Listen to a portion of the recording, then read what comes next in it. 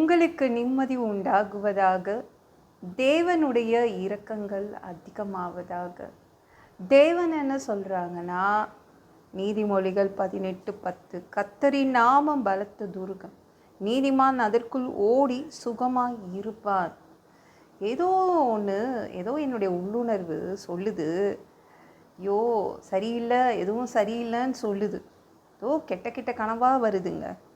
என்ன பண்ணுறது, பயமாக இருக்குது. என்னை நானே என்னால் பாதுகாப்பு கொடுத்துக்க முடியல. பணம் இல்லை, நகை இல்லை, சொத்து இல்லை. நான் பாதுகாக்க முடியல. நல்ல வேலையில் இல்லை. பயப்படாதீங்க. எங்கே போய் ஒளிஞ்சிக்கிறது தெரியலையே, இவ்வளோ பிரச்சனை ஓடுது, என்ன பண்ணுறது தெரியல, எனக்குன்னு ஏதாவதுனா யாராவது வருவாங்களா அப்படின்னு பயப்படுறீங்களா? நீங்கள் தேவனை தேடுறீங்களா? அப்போ தேவனை தேடுற பிள்ளைங்களுக்கு உயர்ந்த பாதுகாப்பு இருக்குது. நீங்கள் உயர்ந்த பாதுகாப்பின் கீழ் இருக்கிறீங்க. ஆனால் உங்களால் பார்க்க முடியல, உங்கள் கண்ணால் பார்க்க முடியல. அதனால தான் இத்தனை சந்தேகம், இந்த உள்ளுணர்வு இதெல்லாம் வருது. எந்த பிரச்சனையும் வராதுன்னு தேவன் சொல்கிறாங்க. பயப்படாதீங்க. நீங்கள் ஒரு மிக உயர்ந்த பாதுகாப்பின் கீழே தான் இருக்கிறீங்க. தேவனை தேட தேட தேட என்ன ஆகும்னா, பாதுகாப்பு அதிகமாகிட்டே போகும், கூடிக்கொண்டே போகும். உங்கள் பாதுகாப்பு உங்களால் கண்ணால் பார்க்க முடியல, அவ்வளோதான். ஆனால் நீங்கள் மிக உயர்ந்த பாதுகாப்பின் கீழ் இருக்கீங்க. அதை நீங்கள் உணர்ந்து கொள்ள முடியும். சரிங்களா? பயப்படாதீங்க. இந்த உலகத்திலேயே அதிக பாதுகாப்பான இடம் எது தெரியுமா? ஒயிட் ஹவுஸ் தான். அமெரிக்காவில் உள்ள ஒயிட் ஹவுஸ் தான். அந்த பிரசிடெண்ட்டுக்காக, அமெரிக்காவில் உள்ள அந்த பிரசிடெண்ட்டுக்காக அவ்வளோ பாதுகாப்பு. அந்த ஒயிட் ஹவுஸை சுற்றிங்க 13 அடி ஸ்டீல் கம்பி போடப்பட்டிருக்குது. அதை யாராவது தொடணும் அப்படின்னு நினச்சாலே போதுங்க, அவங்களுக்கு செக்யூரிட்டி அலாரம் அடிக்குமா. அந்த ஒயிட் ஹவுஸ் சுற்றி அப்படி ஒரு பாதுகாப்பு. அந்த ஒயிட் ஹவுஸ்க்கு மேலே அது நோ ஃப்ளை ஜோன் தான். எதுவுமே பறக்கக்கூடாது. அந்த ஒயிட் ஹவுஸ்க்கு மேலே எதுவும் பறக்கக்கூடாது. ட்ரோனோ ஹெலிகாப்டரோ வந்துச்சுன்னா இவங்க மிசைல் அனுப்பிடுவாங்க, உடனே மிசைல் போயிடும். அப்புறம் அந்த ஒயிட் ஹவுஸோடைய கூரை இருக்குல்ல, அந்த ரூஃப் மேலே நல்லா தேர்ச்சி பெற்ற ஸ்னைப்பர் இருப்பாங்க. Best sniper, சுடக்கூடியவர்கள். 1 கிலோமீட்டர் தூரம் அளவு கூட சுடுவாங்க. கரெக்டாக குறி பார்த்து சுட்டுருவாங்க. யாரும் உள்ளே வர முடியாது. நியூக்ளியர் அட்டாக்கோ கெமிக்கல் அட்டாக்கோ எதுவுமே அதை பண்ண முடியாது. அவங்களுக்கு அட்வான்ஸ் கம்யூனிகேஷன் சிஸ்டம் இருக்கும். அவங்கக்கிட்ட மெடிக்கல் ஃபெசிலிட்டிஸ் எல்லாமே இருக்கும். எல்லாம் ஒரு ஹாஸ்பிட்டல் மாதிரி உள்ளே இருக்கும், எல்லாமே இருக்கும் அவங்கக்கிட்ட. அப்புறம் பல மாதத்துக்கு தேவையான உணவு இருக்கும். அதுதான் இந்த உலகம் உலகத்திலேயே அதிக பாதுகாப்பு உள்ள ஒரு இடம் எதுனா அது ஒயிட் ஹவுஸ் தான் சொல்கிறாங்க. அது மாதிரி நல்ல பயிற்சி கொடுத்த பெல்ஜியம் நாய்களை வச்சுருப்பாங்க. அதாவது உலகத்தில் மனிதர்கள் அதிகமாக பாதுகாப்பு போடப்பட்ட இடம் அந்த ஒயிட் ஹவுஸ் தான். அமெரிக்காவில் உள்ள அந்த ஒயிட் ஹவுஸ் தான் சொல்கிறாங்க. ஆனால் தேவன் உங்களுக்கு அதை விட அதிகமான பாதுகாப்பு உங்களுக்கு போட்டிருக்காருங்க.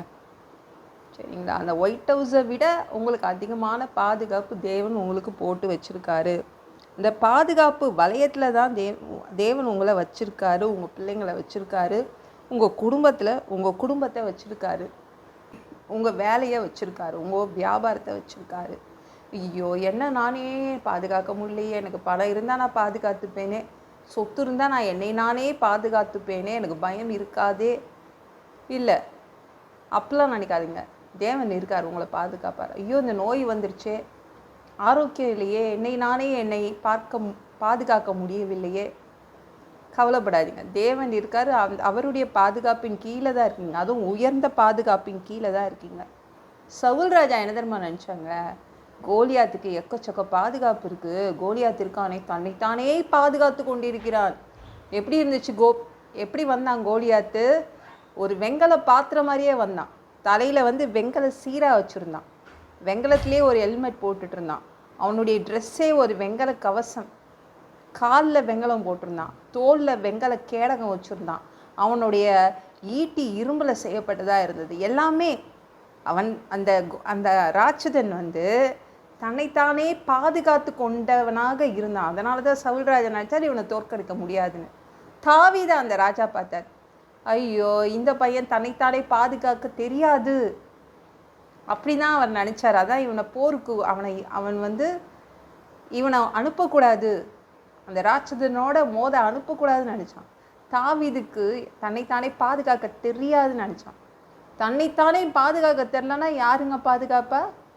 தேவன் பாதுகாப்பார், கவலைப்படாதீங்க. தாவீது தன்னைத்தானே அவன் பாதுகாக்கிற மாதிரி வெங்கல ட்ரெஸ்லாம் போட்டுக்கல, வெங்கல தலைச்சீராலாம் வச்சுக்கல.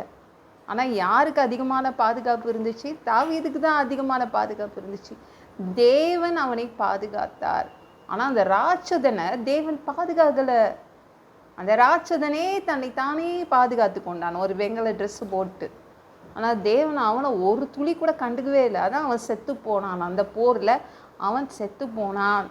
நம்ம தாவீது அப்படியே உயிரோட வந்தான், படைத்தளபதியாக ஆனால், அதுக்கப்புறம் ராஜாவாக ஆனான். காரணம் அந்த தாவீது கிட்ட தேவனுடைய பாதுகாப்பு இருந்துச்சு. உங்களுக்கு தெரியாது, உங்களை நீங்களே பாதுகாக்க உங்களுக்கு தெரியாது. ஆனால் தேவனுக்கு தெரியும் உங்களை எப்படி பாதுகாக்கணும்னு. சரிங்களா? பயப்படாதீங்க. உங்கள் குடும்பத்தை அவர் பாதுகாக்கிறாரு, உங்கள் வேலையை பாதுகாக்கிறாரு, உங்களுக்குரிய அனைத்தையும் அவர் பாதுகாக்கிறாரு. உயர்ந்த பாதுகாப்பின் கீழ்தான் இருக்கிறீங்க. சரிங்களா? தைரியமாக இருங்க. இந்த வீடியோ பிடிச்சிருந்துச்சுன்னா மற்றவங்களுக்கும் ஷேர் பண்ண மறக்காதீங்க. கர்த்தர் உங்களை ஆசீர்வதிப்பாராக. ஜெபம் பண்ணலாமா? அன்பு பிதாவே, உங்கள் பிள்ளைங்க உங்கள் பாதத்தில் வந்திருக்காங்கப்பா. சவி இறக்கம் செய்யுங்க, இறங்குங்க அப்பா. உங்கள் பிள்ளைங்க ஏதோ உள்ளுணர்வு ஏதோ சொல்லுது, தப்பாக சொல்லுதுன்னு நினைக்கிறாங்க. எல்லாமே நல்லபடியாக நடக்கும். அவங்க எதற்கும் பயப்பட வேண்டாம். நீங்கள் உங்கள் பிள்ளைங்களை பாதுகாத்து வச்சுருக்கீங்க. உங்கள் பிள்ளைங்க அவங்கள பாதுகாக்க முடியல, அது கரெக்டு தான். ஆனால் நீங்கள் உங்கள் பிள்ளைங்களை மிக உயர்ந்த இடத்துல வச்சு பாதுகாத்துட்டு தான் இருக்கிறீங்க. அதற்காக நன்றி. எல்லாம் பொல்லாத பிசாசுகள், ஏவல்கள், மந்திரங்கள், தற்கொலை ஆவிகள், பயத்தின் ஆவிகள், பலவீனப்படுத்துகின்ற ஆவிகள் எல்லாம் இயேசு என்ற பெயரினை கொண்டு துரத்துகிறேன். ஓடிப்போ. உங்கள் பிள்ளைங்களை ரத்த கூட்டிக்குள் மறைச்சிக்கோங்க. பரிசுத்த ஆவியால் நிரப்புங்க. ஞானஸ்நானம் எடுக்கணும். ரட்சிப்பீராக. இயேசுவின் காயப்பட்ட தழும்புகளால் எல்லா வியாதிகளும், எல்லா பலவீனங்களும், கேன்சர் போன்ற வியாதிகளும் சரியாகுவதாக. மரணப்படுக்கைகள் சரியாகுவதாக. பரம்பரை வியாதிகள் சரியாகுவதாக. ஒரு மனிதனாக பிறந்தா ஜீவ புஸ்தகத்தில் பேர் இருக்கணும். அப்படி இல்லைன்னா அந்த மனுஷனை பிடிச்சி நீங்கள் நரகத்தில் தள்ளிடுவீங்க. நாங்கள் பரலோகத்துக்கு வர்றதுக்கு தான் ஆசைப்படுறோம். அடித்து உதச்சி திருத்தி எங்களை பரலோகத்துக்கு அனுப்பிடுங்க. கழுவப்படாத பாவங்கள் எங்ககிட்ட இருந்துச்சுன்னா அவங்க திரு ரத்தத்தை கொண்டு கழுவி எங்களை பரலோகத்துக்கே அனுப்பிடுங்க. எந்த ஒரு இமைப்பொழுது நீங்கள் வருவீங்கன்னு இயேசுவை வணங்கி காத்துட்ருக்கோம். பரிசுத்தமாக வாழ்ந்து காத்துட்ருக்கோம். அந்த ஒரு இமைப்பொழுதில் உங்களுக்கு ஒப்பான உடம்பு எங்களுக்கு கொடுக்கப்படும். அதை பெற்றுக்கொண்டு மதியவானத்தில் உங்களை சந்திக்க வருவோம். அந்த தருணத்தை நாங்கள் இழந்துடக்கூடாதுப்பா. 7 வருட அந்த கிறிஸ்து ஆட்சியில் விட்டுட்டு போயிடாதீங்க. பிசாசு நடத்தும் ஆட்சியில் விட்டுட்டு போயிடாதீங்கப்பா. ஒரு மனிதனால் பரிசுத்தமாக வாழ்கிறது கூடாத விஷயம். அதற்கும் உதவி கேட்டு வந்து நிற்கிறோம் அப்பா. சாமி, 1000 வருடம் இந்த பூமியை ஆட்சி செய்வதற்காக இந்த பூமிக்கு வருவீங்க. அந்த ஆட்சியின் கீழ் வசிக்க ஆசைப்படுறோம். எல்லாவற்றையும் ஒப்பு கொடுக்குற இயேசுவின் மூலம் ஜெபம் கேளும் பிதாவே. ஆமென். நாளைக்கு பார்க்கலாம்.